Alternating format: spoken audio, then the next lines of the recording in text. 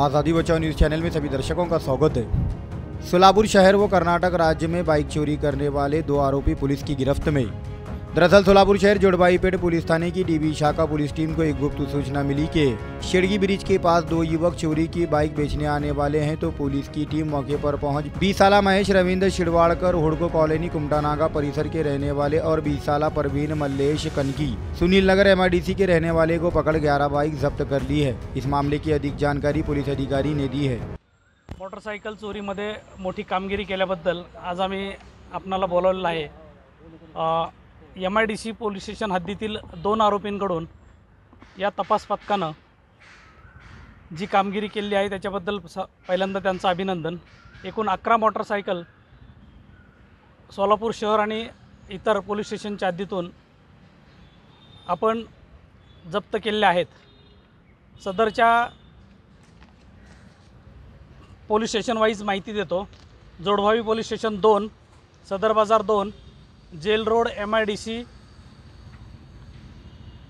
फौजदार चावडी या शहरातल्या पोलीस स्टेशनमधली बाकीचे एक गुन्हा, वळसंग सोलापूर ग्रामीणमधला 1 आणि कर्नाटकातील सिंदगी पोलीस स्टेशनचा 1 गुन्हा, त्याचप्रमाणे या गुन्ह्यामध्ये ह्या गुन्हा करण्यासाठी वापरलेली 1 मोटरसायकल अशा अजून 11 वाहने आपण ताब्यात घेतलेली आहेत।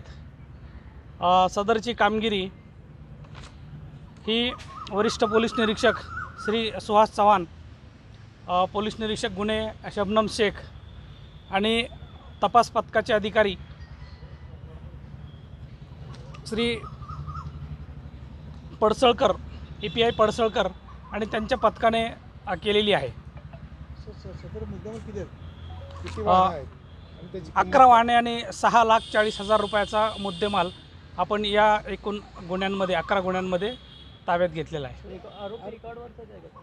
नाही, आरोपी रेकॉर्डवरचे नाही आहेत। सदरचा गुन्हा त्यांनी पहिल्यांदाच केला असल्याबद्दलचं निष्पन्न होत आहे, तरी आम्ही याच्यामध्ये आणखी तपास करीत आहोत। किती आरोपी सर? 2 आरोपी आहेत। जे चोरटे होते त्यांची काय नेमकी मोडस होती, कशा पद्धतीने ते वाहनं चोरायचे? सदरची वाहनं त्यांनी दिवसात चोरलेली आहेत। कोणी व्यक्तीवर पाळत ठेवून, एखादी व्यक्ती बँकेत गेली असेल किंवा कुठल्या कामासाठी गेली असेल तर तेवढ्या कालावधीमध्येच दोघांपैकी एकानं वॉच ठेवून दुसऱ्यानं मोटरसायकलच्या वायर्स एकमेकांना जोडून सदरची वाहनं चोरलेली असल्याचं निष्पन्न झालेलं आहे। आरोपी जे ते काय काम करतात?